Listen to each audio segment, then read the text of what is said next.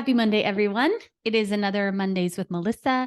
And today I'm going to be talking to you guys about Trust Based Relational Interventions, which is a connected approach to parenting. And it's a lot of what I do with my parent coaching. I've referenced it a lot in the podcast episodes that I have released so far. And last week, when I talked with Claire about her story of surviving cancer and the therapeutic approach she uses as a therapist herself, TBRI came up, and even she had not heard of it. And I've had several people reach out to me and ask me, what is TBRI? Because they've heard me talk about it. And so that's what I'm going to do today. Today, I'm going to give you guys I'm going to scratch the surface of what TBRI is, just to give you an idea of the foundation of the parent coaching that I do, so that you know when I am coaching, this is the approach that I use. It's very much grounded in attachment and connection, which I love. And yeah, so I'm just going to jump in, you guys.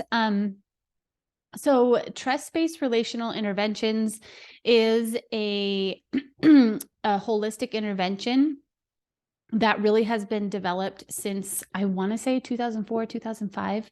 Dr. Karen Purvis is the founder of TBRI. And you have probably heard many of my guests, and even I have talked about her book, The Connected Child. And so that name, Dr. Karen Purvis, is probably familiar to you at this point if you've listened to any of my episodes thus far. But she is the founder of TBRI, and it is an evidence-based practice that meets the need of the whole child. So it's not just looking at the behaviors. It's not looking at how can we extinguish this one specific behavior. It's looking at the whole child. It's looking at their body, their beliefs, their behaviors, their brain, and gosh, there's one more, and I always forget what the fifth B is, but you know what? I'll put it in the show notes. So if you want to know what that fifth B is, you can go to the show notes. But it is an approach that actually can be used in so many different settings. It's effective because it's founded in research, it's founded in theory, and it can be applied to so many different areas, whether it's in your home, in schools, in a residential facility, in an orphanage, in the juvenile justice system, in the foster care system. It really can be used in so many different areas. And so I personally love it because when I am working with families, whether they have adopted or not, it doesn't matter, because TBRI works with all kids. It was designed for children who had experienced adversity, but we now know, based on research, that it works with all kids, and we'll get into the why behind that. But that's why I love it. And even in my home, where we have some bio and some adopted, I can parent the same way. I don't have to do a specific parenting strategy with this child and then a different strategy with this child. I can just parent the same way with all of my kids. And so that's one of the reasons that I love it. So there's 3 principles with TBRI, and they are connecting, empowering, and correcting. So those are the 3 principles. And I'm just going to really briefly go over the 3 principles. And just know that, like, if you're hearing this for the first time and this is really interesting to you, I do also teach classes. I don't have that specifically listed on my website, but it is an option. I do teach TBRI classes, whether it's to a group setting, like a daycare or a church or, a school, but I can also teach TBRI individually, one-on-one. So just know that if you want to learn more, I'm your girl. Okay. So let's talk on connecting principles here briefly. Connecting principles, there's 2 strategies that can be used. One is mindfulness strategies, and the other one is engagement strategies. So mindfulness strategies are really the idea of looking at our own stuff, looking at our own past, looking at our history, our childhood, what we may have experienced that has shaped who we are and how we parent, and the lens through which we see the world. And so we really being mindful of that, and then mindful of our child and what they have experienced, their history, the traumas they have experienced, and how that has shaped their whole self. And then mindful of our interactions. So being mindful of, what does my face look like when I'm upset? What is my body language? Do I yell? How do I respond when I am anxious or stressed or scared? And being able to be aware of that so that I can take some deep breaths and slow down and see how that can affect my connection with my child. So, excuse me. Then there's, actually, I'm going to go back here really quick to mindfulness strategies. One thing that I like to do with the families I work with is we go through their ACEs, the adverse childhood experiences. And if you haven't heard of ACEs before, I will put information in the show notes so you can look into that.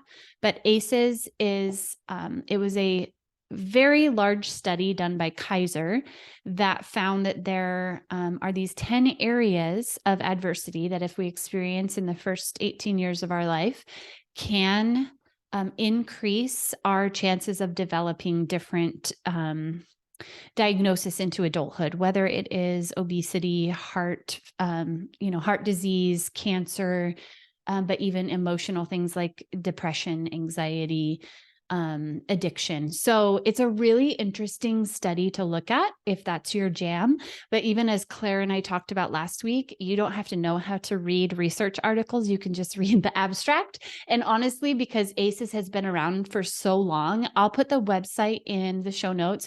They break it all down for you. And it's so easy to understand because it's just been around for so long. So I oftentimes will have my caregivers that I'm working with complete the ACEs questionnaire, and then we talk through some of the experiences that they had as a child that they may be seeing themselves do towards their children. So if they were yelled at as a child, oftentimes they find themselves yelling at their child because that's what their body knows. That is how they were parented. And so it just becomes second nature, just becomes a part of who we are, but we can change that. We have the ability to change that. And it starts with us, right? So if we can slow down, be mindful of that, and work really hard to stop yelling and stop reacting out of fear, and being able to slow down and be mindful and respond with a connected approach, that's going to affect how our child then relates to their child. And that's where we talk about like generational changes. So that is one thing that you can look at for yourself to just kind of see like, what maybe triggers me? What do I need to work on? What are some areas that I could grow in? Okay. Then we have the engagement strategies with the connecting principles. And there's 5 things that we want to look at when we are talking about engagement strategies. So there's behavioral matching. So this is, if my child is sitting on the floor playing with Legos, building a little house from Legos, I'm going to sit on the floor next to them and build a little house with Legos, right? So there's that behavioral matching. There's also the idea of behavioral matching in the sense of the other way, where if my child is yelling at me and then I yell at them to stop yelling at me, there's that behavioral matching too.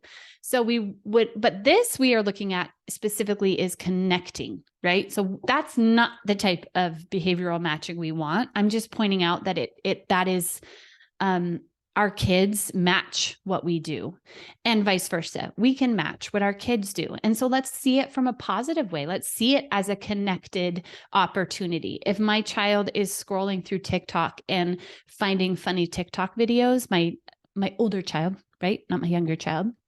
I might sit on the couch next to her and scroll TikToks and say, look at this one. Isn't this funny? Oh, let's learn this TikTok together. And so that's behavioral matching in that sense. If we take it even further into maybe adulthood, behavioral matching could be getting matching tattoos. What? Did you just say that? Yes, I did. It's really meeting our kids where they're at and matching where they're at. So then there's nurturing touch, and this we have to be really careful about. And so some of our kids, if they've experienced a lot of hurts and trauma, they may not trust us to be touched in the beginning. So whether that's like knuckles, high five, rubbing their back, tussling their hair, Might not feel safe to them.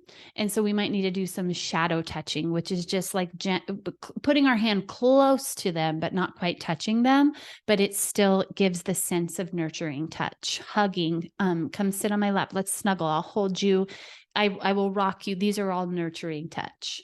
Warm eyes. This one is something that we have to be super mindful of when our feelings are amped up, when we are having big behaviors.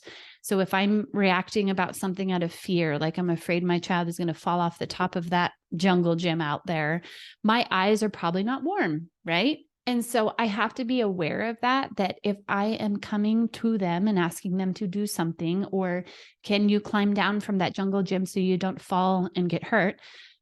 My eyes need to be warm. And you're starting to see now how mindfulness and strategies with connection is very much intertwined with engagement strategies, because we have to be aware of, what are my eyes doing right now? Sometimes I will tell the families I work with that if you really struggle with having warm eyes, one thing that you can do that is kind of silly is just keep your eyebrows up.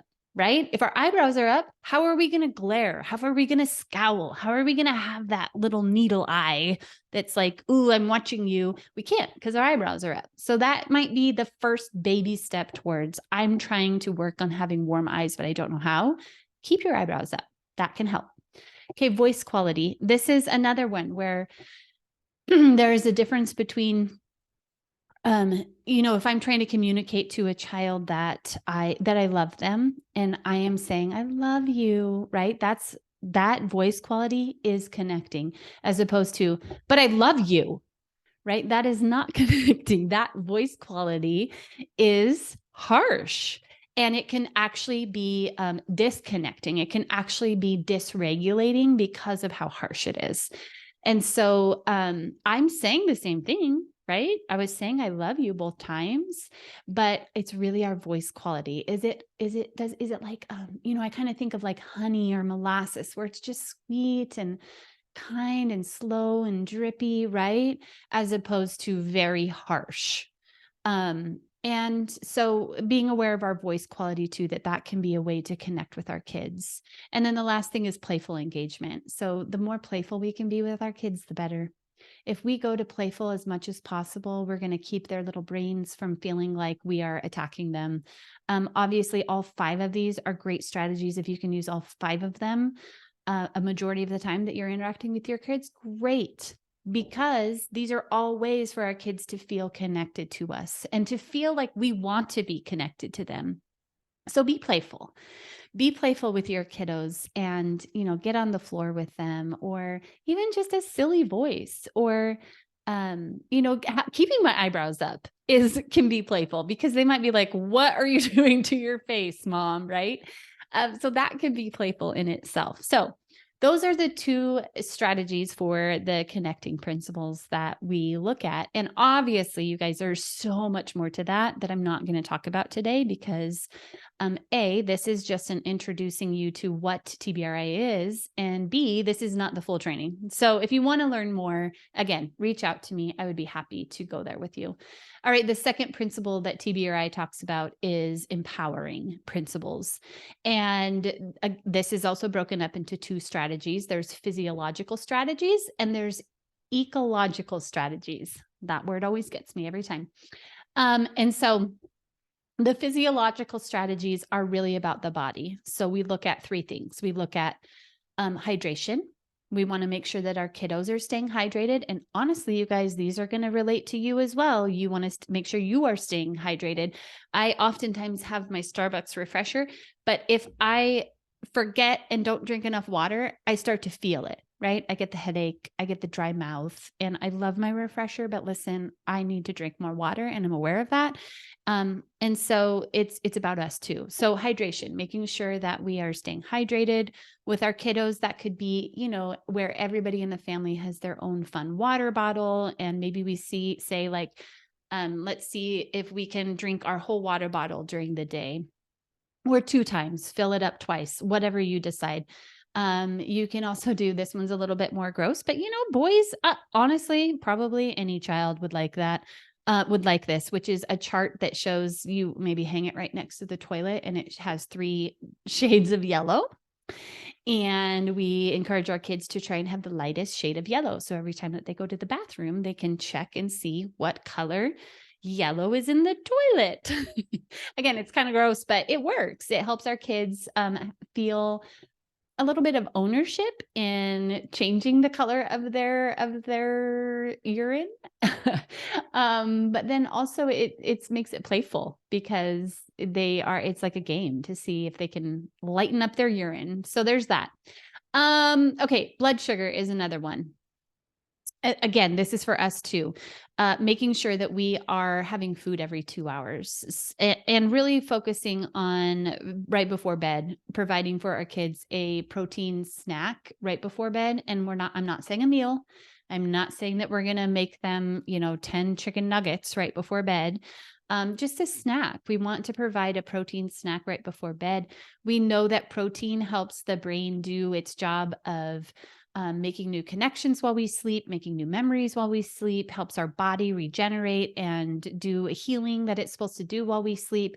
And so protein helps with that. It also, oftentimes then our kiddos will wake up feeling a little less hungry because they have had that protein snack right before bed. And so keeping that in mind, and then food every 2 hours, this one can be difficult if you have a school system that is not on board with snacks. And I think that it is a conversation I've been in conversations with our school district, and I'm hoping that I can help continue pushing that and make some positive changes to allow our kids to have the opportunity to have snacks during the school day. Because if our kids' blood sugar is dropping, and again, this is about us too, if we are forgetting to eat and we go until 2:00 and realize I haven't eaten anything, our brain needs to have nutrition. It needs to be able to have the nutrition to be able to think clearly and to be able to respond appropriately and to be able to not feel so anxious. And so keeping our blood sugars at a good level place is so important for our whole self, brain, body, beliefs, behaviors, all of those, right? Okay. And then sensory needs. It's really important that our kids have sensory activity every 2 hours. So whether you call it a brain break or a sensory break, it's something where they're moving their bodies, jumping on a trampoline, riding their bike.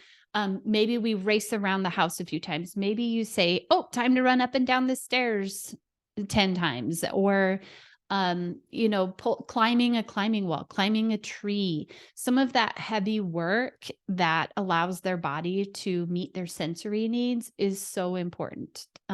So those are some things to think about when we're talking about physiological strategies.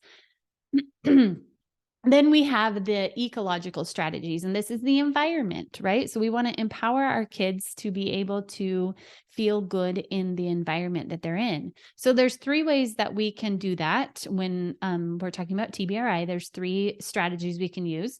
The first one is scaffolding. And this is the idea that we are basically helping our kids move into a new task or a skill by coming alongside them. So the best example that I like to give is learning how to walk. So when a baby is a baby, they can't walk. And so I carry my baby everywhere around because that's the only way they can get from point A to point B. As they get a little bit bigger and they're in this toddler stage and they're starting to take a few steps, I still am not having them just go start walking, right? I'm going to probably have them hold my fingers and kind of guide them so that I'm helping them. They are walking, but with my help to get from point A to point B. And then eventually they become kids who can run, walk, skip, jump, all the things without my help. And so that's scaffolding. It's again, another example is tying shoes. I tie my kids' shoes for them until they get to the point where I can kind of help them by walking them through it or helping them get that little loop tucked in to eventually they can tie their shoe themselves. That's scaffolding. And we can use scaffolding with teaching a new behavior, with teaching a new skill, with trying to help our kids learn about their emotions and their feelings. And what this would look like is us doing for them, us doing with them, and then them doing on their own. But keeping in mind that if we're talking about something that is not like walking, talking, tying shoes, things like that, if we're talking about an emotional skill or a behavioral skill, that when our child is dysregulated, they might have been able to yesterday master that skill and do really good at math. They might be able to do 2 plus 2 on their homework and have that mastered and not even have to use their fingers to count.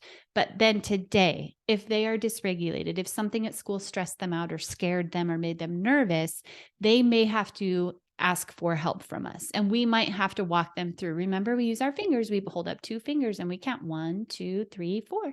And so scaffolding is the idea that you don't reach the top and then that's it and they're on their own. We have to go back and forth, and we have to be okay with that empowering our kids means not only do we help them achieve, but we also help them recognize when they need help again and that it's okay. Daily rituals is the second one, the second strategy. And rituals are a predictable activity that you do as part of a routine that is connected. So my best example for this would be either a family handshake that you do every time you leave in the morning and when you get home in the afternoon, or maybe just one or the other.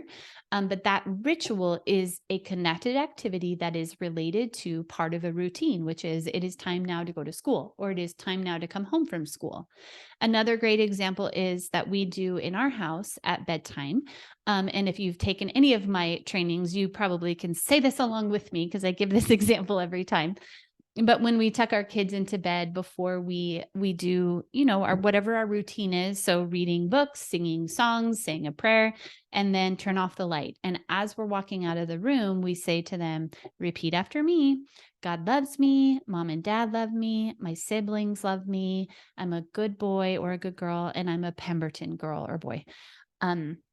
And then they repeat that. And so it's this little mantra that has become part of our nighttime routine, but is also a ritual because it's connecting and it is allowing them to feel connected with us. So those are rituals. Another example, I'm just thinking of another one, is some of you may have seen, I don't even remember, maybe 5 years ago, there was a teacher named Mr. White that every time at the beginning of the school day, his kids would line up outside the school door, and one at a time, they would have a special handshake with him. And he memorized every child's special handshake. And so as each child came up, he would do the special handshake with them, and then they'd go in and take their seat. That's another example of a ritual where I am providing he is providing part of the routine of how we enter the classroom in the morning involves a connected activity.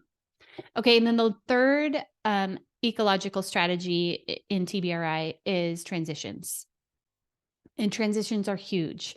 Transitions are so important for us to think about and not dismiss, because it really is a part of even for us, our bodies and our brains to be able to know what's coming next, to have that predictability so that there is less likely that I'm going to be anxious, caught off guard, scared, unsure about what's about to happen. And so transitions can either be little things like now it's time for us to get ready for school, or transitions can be bigger things like a divorce or moving to a new home or moving to a new school. Now, when we think about kids who have experienced foster care or adoption, they've had some big transitions with no preparation. They have moved to a new home with no transition. They have moved to a new school with no transition. And that's really hard. That is really hard for their brains and their bodies to grasp and hold on to, for them to see that they are continuing for them to feel safe, right? And so sometimes we cannot provide a transition. Sometimes things happen in life that we cannot control. But if we know that we are going to be moving, or if we know that a family member is on hospice and in the midst of passing, right? If we know that there's a big change coming, then we need to do our best to try and provide a transition for them. So whether that looks like a life book or talking about death or helping them, allowing them to ask questions about what's next, or showing them pictures of the new house, or seeing if we can go look at the new house before we even can move in, or being able to go visit the classroom of the new class that they are at, where there's no other children there but just the teacher, to let them feel the feel of the space. So there's ways to do that if you can prepare for it. That's ideal, but we know that can't always happen. And then for smaller transitions, it's really important to have predictability. So I am a huge advocate of a picture schedule, no matter the age, whether your child is 2, 6, 13, you have a picture schedule and it allows them to see what is going to happen next in their day. And it just helps provide that predictability and take away any anxiety or fear or uncertainty about what's going to happen next. So that is an easy way to provide a transition. Another way is to use timers on your phone. I love Mouse Timer on my phone. It's an app. It's free, and it's just this little mouse that eats apples. And when it gets to the cheese, the time is up. And I love to use that one with the kids that I work with, but also in my home. And so if bath time is coming to an end, we have 2 minutes left, I set the mouse timer and I say 2 more minutes. And then my son knows that when the mouse eats the cheese, it's time for us to get out. And so I'm providing a transition. Maybe we're at the park, same thing, 10 minutes till we leave the park, set the mouse timer, set it up, and allow him to see and hear the timer going off, so that when the timer goes off, it's not a surprise. It's not like, oh, time to go. Wait, what? There was some preparation, and being able to visually see the timer counting down can help his body to feel that predictability. Okay. So then the last principle that I'm going to talk about very briefly is the correcting principle. And there are 2 strategies in correcting as well. There's proactive strategies and responsive strategies. And notice that there is not reactive strategies. That is not an option. So grounding, taking away an object, spanking, those are all reactive, and they are based out of fear, in my opinion, and actually probably based on research. But I know that's controversial. And so I just want to point out that we are not being reactive. TBRI with correcting does not allow for reactiveness. It just doesn't. And so the first one we're going to talk about is proactive strategies. And so some proactive strategies would be choices, offering choices to our kids that allows them to feel that they have some control in what's happening. The parent is still in charge, right? But it's not, the choices are not going to be a right choice and a wrong choice. It's not going to be, you can either eat your dinner or go to bed with no dessert. Sure, I'm giving a choice, but those are not the kind of choices we're going to do with TBRI. Also notice if you're watching this and I'm holding up my fingers too, because again, visual, if they can see which choice is connected to which finger, it allows them to feel that predictability, to feel more safe, to feel connected.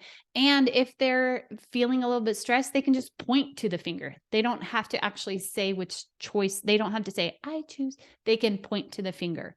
So again, we want to make sure that both choices that we offer to the child are preferable to both of us. So it might be, it's time to get jammies on. Do you want to wear your dinosaur jammies, or do you want to wear your princess jammies? So either way, they're putting on jammies, but I'm giving them a choice of which jammies to put on.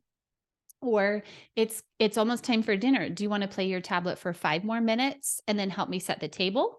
Or do you want to come help me finish making dinner and then play your tablet until dinner's ready? Something like that. So providing choices where there's no right or wrong, we're sharing the power, and yet we are still providing the ability to keep moving forward in whatever we're trying to get the child to, whatever we're asking the child to do. Another one is compromises. And so this allows our kids to learn about negotiation. It allows them to learn that their words do have power and that they can ask for something different than what I'm asking them to do. And it keeps the behavior moving forward as well. So the best example I give is about how us as adults ask for compromises all the time. And so when I go to Jimmy John's, I order the Club Lulu, but I ask for extra bacon, no mayo, and the Dijon mustard. Okay. So I'm asking for a compromise when I go to Jimmy John's and order the Club Lulu because I'm not asking for the way that they make it on the menu. And never have I ever had a Jimmy John's worker say, absolutely not. You cannot have a compromise, because we know that this is just part of being in relationship, whether it is with a Jimmy John's worker or my spouse or my child. There's always room for compromise, negotiation. I shouldn't say always, but a lot of the times. And so teaching our kids what a compromise is so important from a young age, as early as you can, and then honoring those compromises, but also helping them to see that we can't always compromise, that sometimes there's just not room for that. Maybe it's because we actually are leaving the house right now and we don't have time to do whatever they're asking for that compromise. Or maybe it's because it's actually bedtime. And so it's not time for us to eat ice cream, right? And so, but if we are hearing them when they do ask for a compromise a majority of the time, then those moments where we do have to say, I'm sorry, I can't give you that compromise, is going to feel less hard for them. Okay. So then the third thing with proactive strategies is sharing power. And so we just want our kids to know that they are human beings that deserve respect. And I am not here to be the adult that lords over them and tells them exactly what they can and can't do, and that I am in charge of their every move. And because then we're going to have kids that maybe struggle with decision making. We're going to have kids who don't feel like they are they have low self-worth. We're going to have kids that aren't sure who is safe and who isn't safe. And so by allowing our kids to share power with us, which involves some flexibility. So one example would be if I make chicken lo mein for dinner and my son does not want chicken lo mein, he knows that he has the option to have dino nuggets, a bagel with cream cheese, or peanut butter and jelly, and that my husband and I will make that for him if he's not digging the chicken lo mein. And so he still is expected to eat his dinner or sit at the dinner table with us, but I'm not expecting him to eat what I made, because not everybody likes the food that I make. And I'm okay with that. I didn't used to be okay with that, but I'm okay with that now. And so it teaches our kids that safe people listen to me, And that's what we want, right? We want that for our kids. Okay, so those are proactive strategies. And then we're going to talk really briefly about responsive strategies when we are talking about correcting in TBRI. And so the ideal response is an acronym that Karen Purvis came up with. I stands for immediate. I'm dealing with the behavior immediately within 3 seconds. Direct is I'm getting at their level, maybe bending down, holding their hands and eyes, making eye contact, holding them, but I am directly talking to them. I'm not talking down to them. Efficient is the least efficient approach to correcting this behavior. So I'm not going to go from, hey, Johnny, it's time to clean your room. And he says no to me. And I jump right to, that's it, you're grounded. That is not the least efficient. No, am I saying that right? Most efficient. I'm on the struggle bus with that. So, the most efficient, that's what it should be. I apologize. Listen, I'm a real human here, right? So we make mistakes. The most efficient. So I'm not going to jump to, you just said don't no to me, you're grounded for 2 weeks. What would be most efficient would be like, oh my goodness, did I just hear you talk to me in such a way? Can you try that again with respect? And I'm very playful. Maybe I call him cowboy. I know Dr. Karen Purvis used to call the kids cowboy a lot. I just think that's silly and funny, but that would be the most efficient way to deal with the behavior. The A is action based. So maybe we're going to have them do a redo or say it again, try it again. So there it's action based. And then the L is leveled at the behavior, not the child. I'm not going to say, you are such a naughty child, you never listen to me. It's going to be more about, oh, that was not very respectful. Can we try that again? It's about the behavior. It's not about the child. Okay. So that is that ideal acronym is a good thing for you to keep in mind when you are correcting in a responsive way. And then we have 4 levels of response. And again, I'm briefly going over these because this is just an overview. This is not the full training.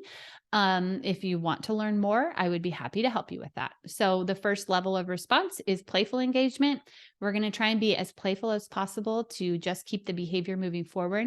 The second level is structured engagement. So this is where we're going to pause. We're going to get at the child's level. We're going to have a little bit more of a structured voice. And we're going to offer choices, allowing for redos as well at this level. And then level 3 is the engagement or calming engagement. And calming engagement is where maybe the child needs help regulating. So when we talked about scaffolding earlier, this is the point where we might need to come back and hold them and help them regulate their bodies. They might need a time in. They might need a quiet place to just calm themselves. And then the 4th level is the protective engagement. And this one is if you're at a place where your child is not safe to themselves or others, you want to reach out to a professional to learn how to appropriately respond in the protective engagement. So I'm not even going to go into that one. That one really needs professional help if that's where you're at. Keep in mind that all 4 of these levels of response, that as soon as you're able to get through that level, you go back to playful engagement. We want to keep playfulness as a part of this because that again is what allows the brain to relax. But it also helps the brain to learn quicker. We know that it takes fewer repetitions for a brain to make a new connection if it's done in play than if we're just scolding, lecturing, telling. So go back to playful as much as possible. Okay, so those are the 3 strategies of TBRI: connecting, empowering, and correcting. Again, if you are interested at all in learning more about this or trying to figure out how do I implement this in my home, reach out to me. That is what I do. This is what I love to do, to come alongside families and help them learn how to heal and to grow as a family. Like we all can do better each and every day, right? Like nobody's perfect and we shouldn't be perfect. We don't want to be perfect. We want our kids to see that we are even growing and learning each and every day. We want our kids to learn about repair and apologies and how to be in relationship with others when there is hard things, right? So reach out. I am on my website is www.mendingfamilieswa.com. I'm on Instagram, TikTok, YouTube, Pinterest. I think that's it. Mending Families WA. And you can follow me or you can reach out to me. My email is melissa@mendingfamilieswa.com. I would be happy to help to teach a class, to come into your home and do parent coaching, whatever that looks like. Or if you just want to keep listening to my podcast, that's cool too, because I love to bring new content to you every week on here. So that's all I have for today. You guys, next week, who do I have next week, you guys? Next week, I have my friend Danielle Labar, and she is a foster parent and an adoptive parent and a single mom and a boss babe and just so amazing. And so she is going to be on next week to talk to us about support systems and jumping into foster care as a single mom and all the things. You're going to love it. So come back next week. I am excited to have that or to share that conversation with you and enjoy the rest of your week. All right. Bye, friends.